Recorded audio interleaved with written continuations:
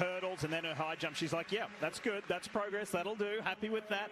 Let's keep it going. And that theme continues for the reigning Olympic women's 800 champion, Athing Mu. She's back to competition. She only just raced in the last couple of days for the first time in 9 months, and it's good to see her back on the track. It really is, and sometimes sport can imitate life. As a teen, she makes the Olympic Games, wins the Olympic gold. The next year on home soil, she's world champion. Last year, it took her all year to look like herself. It culminated in the American record in the last race of the year. But earlier in 2023, she was not looking like Athing Mu, and she did suffer a defeat at the World Championships. In lane 8, this is Juliette Whitaker. The NCAA champion as a sophomore, both indoors and outdoors this season. She looks very impressive winning her preliminary heat. But 2 fun facts about her. Her older sister is competing in the finals of the 400 coming up later this evening. And her high school rival turned friend and teammate is in the lane right outside of her. This is Roisin Willis and Juliette Whitaker. This will be fun for them to compete together. They've had this dream of competing at the Olympic Games. Now they did it back in 2021 where they were just in high school, and now as collegiate teammates. This is a very awesome moment. That's the good news. The bad news is this is the semifinal of death. This is a difficult semifinal to get through, so Willis is going to probably have to set a personal best just to make it to the final here. And Roisin's mother, Breda, competed at the Olympics for Ireland. Sydney 2000. Here we go. First semi in the women's 800 meters. Top 2 go through. The next 3 fastest times. And you talk about this one being the semifinal of death, Otto, which means that these women are going to have to run and really go for it. You could kind of see it on Roisin's face, like she was ready and kind of nervous and anxious about this moment. But they're going to have to run this like a final if they want to be guaranteed a spot in that top 2. I want to see if Athing Mu wants to get to the front. She has no interest in being in the front, and I always worry about that long back kick that she has.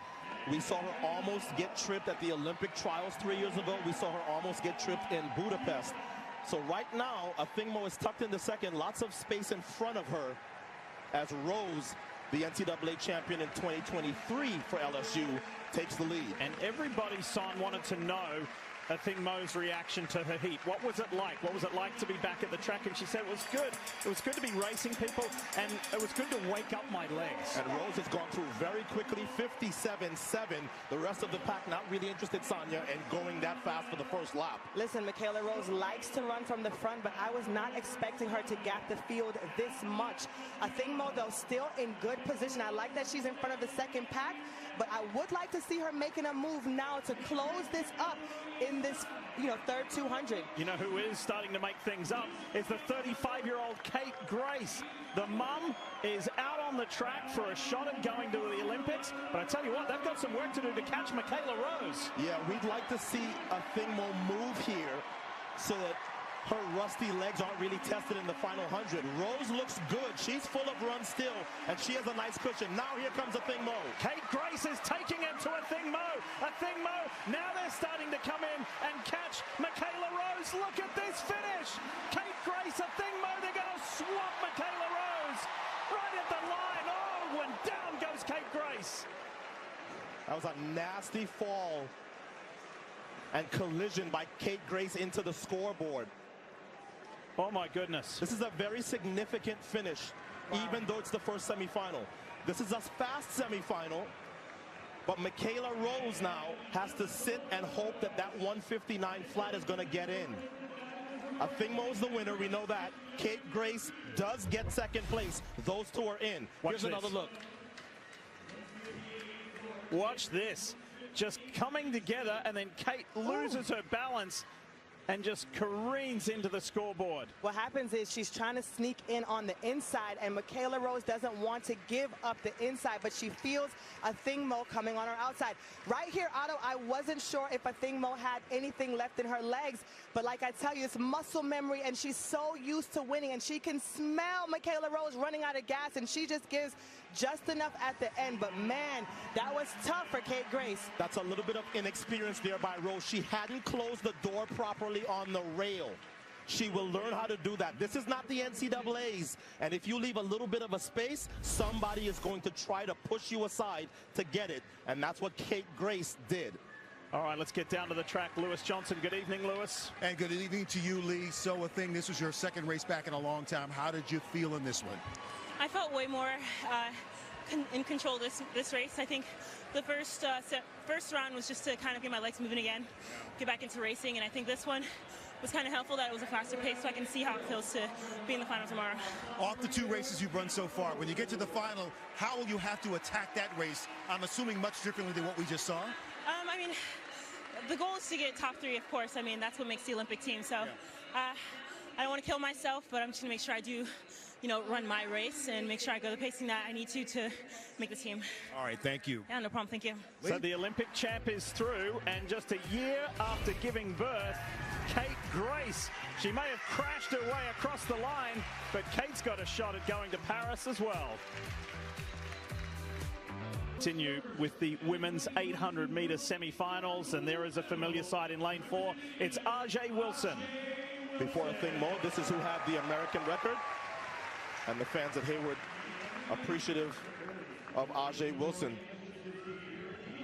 Ajeé's one of 2 Olympians in this field. The other, local legend Raven Rogers. She hasn't had the best run up to these Olympic trials, but she ran a season's best yesterday. And I talked to her after the race, and she says, I want nothing more to be on this team, but sometimes life just tests you and asks you, how bad do you want it? And she says she wants it more than anything. Raven, of course, is from Texas, but she went to the University of Oregon. And here is Sage Herder-Klecker in lane 8. She has really been running well this year. She ran 1:58.4 at the Prefontaine. She's trying to make her very first Olympic team. She was second in her heat.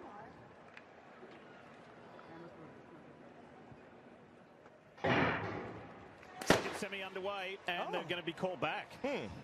Wow, that is so rare to see that happen in the women's 800. I certainly didn't see any movement. That's Raven Rogers. That's not the look you want from your... You don't want to look guilty. That's not the look you want from the Olympic bronze medalist after a recall gun. I don't think I've ever seen someone thrown out of an 800. Have you, Otto? No, I have not. But there has been a weird sort of jinx with... Okay, never mind.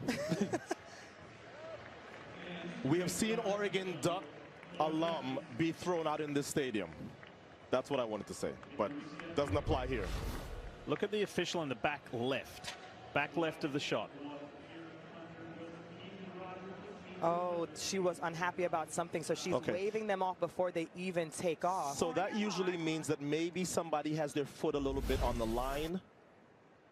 Yeah, see? Something like that. Yeah, no.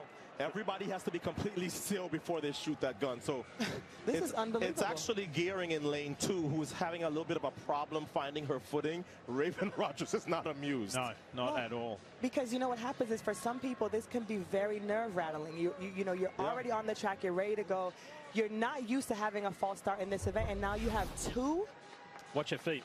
Lane 2, watch. Yeah. Just off balance, off balance. Her feet are too close together. You see everybody else's feet, how they're a little spaced apart? She's trying to put her feet in line with each other. Look, it's the Olympic trials. People get nervous. This is a huge race. Right, while they reset, let's go down to the track. Here's Lewis. What you got? Hey, Lee, quick update on Kate Grace, who we saw take a tough fall there in semifinal number 1. Caught her in the back. She's pretty scratched up on her knees, her elbows, and her stomach, but otherwise she said she's okay. Here we go. Finally a start in the second semi of the women's 800. And Rachel Gearing did get off to a solid start. Tobias is in there. So too is Keegan. But Ajeé Wilson all in blue. Pardon me. Raven Rogers all in blue has got away to a nice start. And Ajeé Wilson had made so many teams in a row. That streak ended last year. If she's going to make this final, she is going to have to set a season's best. So I want to see how the former American record holder is going to navigate this semifinal 2 of 3. And I like that Raven Rogers has gone out and gone straight to the front. She says that she really wants to push herself. She wanted to control the pace, and so she's going for it. They're on pace exactly the same first 200 as the first semifinal heat, and Raven Rogers looking very relaxed. I like how she looks here, Otto. Yeah.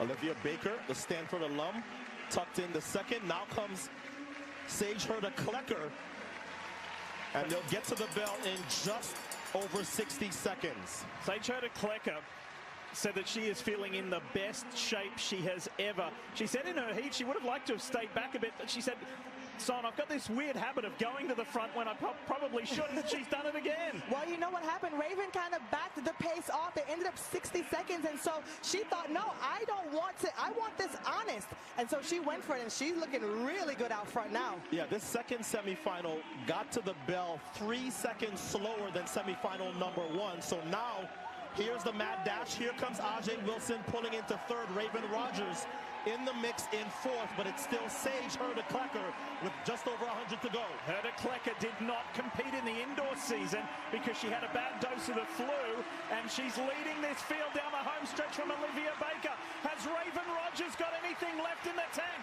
Watch all in blue on the outside. Ajay Wilson and Raven Rogers, look at them, gritting their teeth. Raven Rogers to the line, and Sage Hurta-Klecker, they'll go through to the final.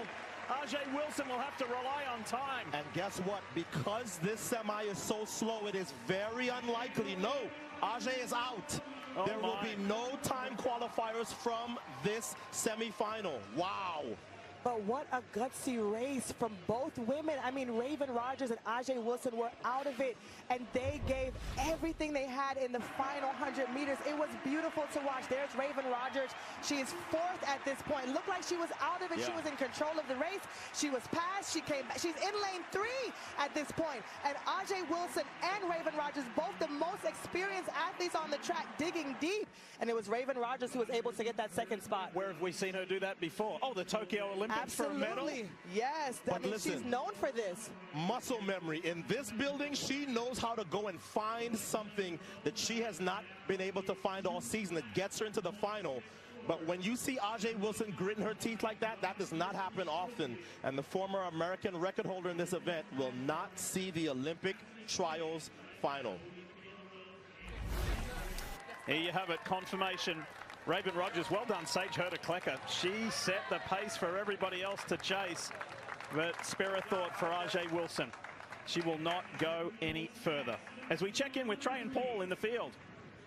Yeah, Lee, a surprise story in the women's hammer. Annette Echikawoke, Ohio native, was going to throw for Nigeria in Tokyo, was unable to do it, so transferred her allegiance back to the United States, and not only wins, but gets the Olympic standard in Eugene today.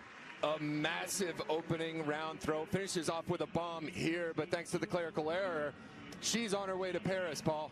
And Deanna Price finishing second, Erin Reese finishing third. And two women who were going to be in that, the number 1 and number 4 throwers in the world, Brooke Anderson and Janae Kasnavoy, did not advance and will not be in Paris, Lee. Women's hammer has been a story right from the get-go today as we take you to the third semi of the women's 800. Nia Akins will start in lane 6. She had a breakthrough year last year when she became indoor and outdoor USA champion. She then made the final at the World Championships in Budapest, where she finished in 6th. She has a massive kick that she can call upon. Watch out wide from the start for Allie Wilson. And if you watch her indoors, man, what a fantastic race she had when she won. She said, I fought so hard for so long to have a moment like this. And you talk about her smile and just her enthusiasm towards the sport. She is so fun to watch compete. Helen Schlachtenhaufen is on her inside. Addie Wiley is in there. Kayla Edwards, Sammy Watson, Kate Mitchell, Michaela Page, and Michaela Clark on the inside. Same rules apply. Top 2 go through, and there are 3 spots for time. Nia Akins, the second fastest American this year. Good clean start this time for the final semi-final in the women's 800. Nia Akins, after the 2023 season, said, if you had told me at the start of the season I would be on the line for the World Championship final, I would have laughed at you.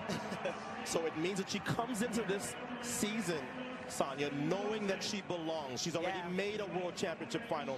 So you come into your Olympic trials the next year confident that you can handle anything that the trials throws at you. And I like the way that she runs the race. She always just looks like she's completely in control. She has that low arm carry, much like Athing Mu, and she only goes to her arms when she needs to. But they've gone out very slowly, 2 seconds slower than the last 2 semifinals. Allie Wilson goes around the outside and takes the lead. And Son, you know what this is like, where you got to draw on different parts of a season. She had a terrific indoor season, but not so the early parts of